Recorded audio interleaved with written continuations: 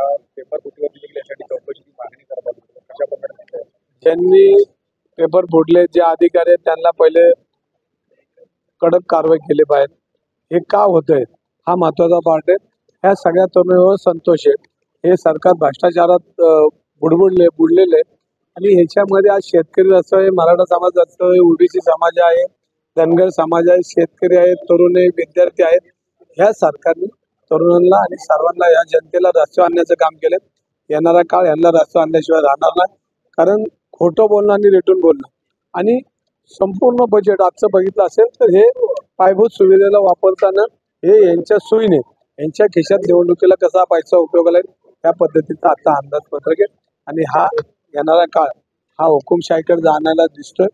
ही जनता ही यांना रस्त्यावर आणेल आणि यांना लोकशाहीचा रस्ता योग्य पद्धतीने दाखवेल. असं ज्या प्रकारे पुण्यातले व्हिडिओ व्हायरल होत आहे, आपण कशा प्रकारे बघतोय सर्व व्हायरल. मी लोकप्रतिनिधी झाल्यानंतर मी सातत्यानं बोलतोय की काल ज्या दोन मुली गडबड लोळत होत्या हे पुण्याला भूषण नाही. हे पुणे शहराला विद्येचं मार्ग आहे, छत्रपतींचं पुणे आहे, सावित्रीबाईंचं पुणे आहे. आणि ह्या पुण्यामध्ये अशा पद्धतीने चित्र दिसतं हे देशाला चांगलं भूषण नाही. आज लाखो विद्यार्थी पुणे शहरात शिकायला येतात, भारतात येतात, भारताच्या बाहेरचे येतात आणि मग त्यांच्या पालकांनी पुण्यामध्ये मुलांना पाठवायचं का नाही हा प्रश्न पडलेला आहे. आणि आज पुण्यामध्ये रोज करोडो रुपयाचा अंमली पदार्थ सापडतोय. मग पोलीस यंत्रणा काय करते? पोलीस यंत्रणा ह्याच्यावर काम करत नाही याचा अर्थ असं होतो. एका दिवसामध्ये आज 4,000 कोटीचा अंमली पदार्थ सापडलाय का?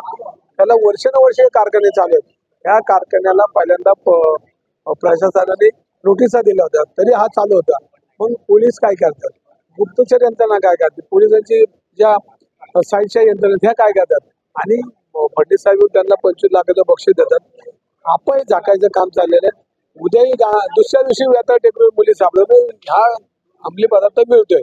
आणि आजही पबच्या नावाखाली हुक्का पार्लरच्या नावाखाली अंमली पदार्थ विकण्याचं काम करतात. सरकारला याच्यामध्ये महसूल मिळत असेल पण आमची तरुण ही पूर्णपणे नसे नाबूद झाल्याशिवाय नाही. सरकारने विचार करा, पब संस्कृती पुण्यातली बंद करावी. सर, आपण या संदर्भात मी हे काय तुमच्या माध्यमातून त्यांना समजत असेल, तुमच्या चॅनल बघत असेल तर, आणि नसेल बघितलं मी रस्त्यावर आंदोलन करतोय ते वाचतात. त्यांना पोलीस यंत्रणा सांगत असेल, नसेल सांगितलं त्यांनी सांगावे आणि आमचं पुणे शहर महाराष्ट्र सुरक्षित ठेवा.